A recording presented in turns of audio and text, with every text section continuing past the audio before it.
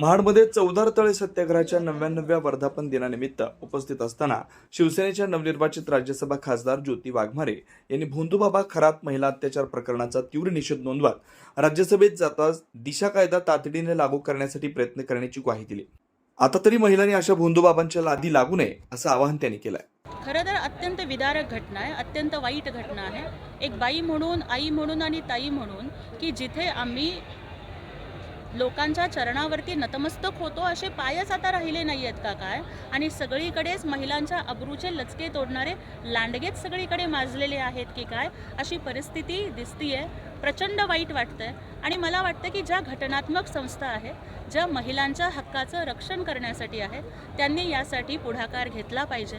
मी त्या खरातचा या ठिकाणी निषेध करते आणि महिला भगिनींना सुद्धा आता आवाहन करते की आता आपण अशा अंधश्रद्धा आणि भोंदूबाबाच्या नादाला नाही लागलं पाहिजे। आणि माझे या ठिकाणी राज्य शासनानं म्हणजे त्याला अटक केलेली आहे, सगळ्या गोष्टी होतील, परंतु जर मालेगावमधल्या एखाद्या चिमुरडीवरती अत्याचार होतो, बदलापूरमधल्या एखाद्या चिमुरडीचा विनयभंग होतो, आज महाराष्ट्रामध्ये की ज्याच्यावरती बाबा म्हणून ज्याच्या पायावर डोकं ठेवलं तो जर महिलांचं असं शोषण करतो, तर आता मला वाटतं की कुठंतरी कडक शिक्षा होणं गरजेचं आहे। दिशा कायदा हा लवकरात लवकर पारित झाला पाहिजे। यासाठी राज्यसभेमध्ये गेल्यानंतर मी स्वतः यासाठी प्रयत्न करेन। तुम्ही पाहत आहात विस्टा न्यूज मराठी।